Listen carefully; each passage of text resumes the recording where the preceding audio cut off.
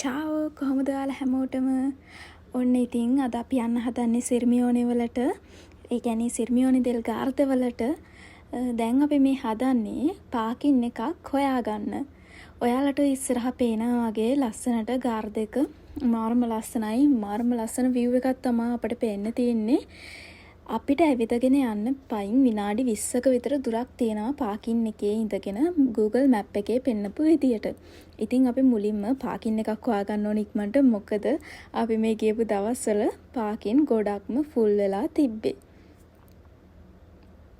ඔන්න ඉතින් අපි වාහනේ පාක් කරලා ඊට පස්සේ මං කිව්වේ අර ඉස්සරින්ම පයින් විනාඩි 20ක් අපි ඇවිදගෙන යන්න ඕනි කියලා.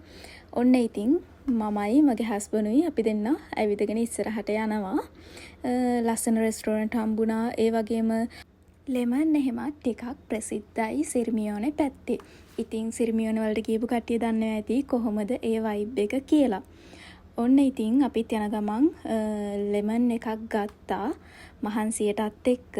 දැන් ඉතින් ඔයාලට මේ පේන්නේ කස්තෙල්ලෝ එකක්. හරිම ලස්සනයි. ඒක වතුරෙන් වට වෙලා තියෙන කස්තෙල්ලෝ එකක්. ඔන්න ඉතින් දැන් අපි ඇතුල් වෙන්න තමයි හදන්නේ.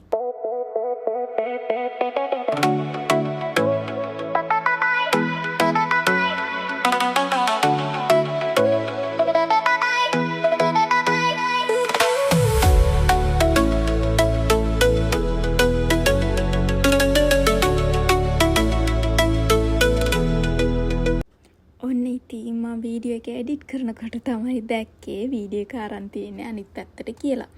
ඉතින් කොහොම වුණත් මං හිතුවේ වීඩියෝ එක vlog එකට එකතු කරන්න ඕනි කියලා. ඊට පස්සේ ඉතින් ඔක්කොම ඉවර වෙලා අපි අපේ ඩිනර් එකට යන්න ලෑස්ති වුණා. මේ තියෙන අපේ රෙස්ටෝරන්ට් එක. ඉතින් ඒකත් ලේක් ගාර්ඩ් එක පේන්න තමයි view එක තියෙන්නේ. මාරම ලස්සනයි.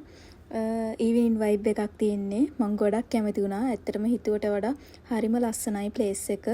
මම ඔයාලට පහළ ඩිස්ක්‍රිප්ෂන් එකේ දාලා තියන්නම් මොකද්ද අපි ගියපු රෙස්ටෝරන්ට් එක කියලා.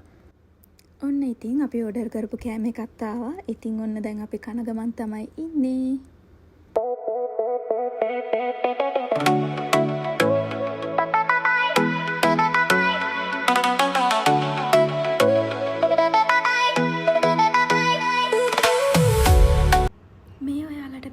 අපි ගියපු රෙස්ටෝරන්ට් එකේ ඉස්සරහ view එක හරිම ලස්සනයි. මං කිව්වා වගේ ඉවිනින් වයිබ් එකක් තියෙන්නේ.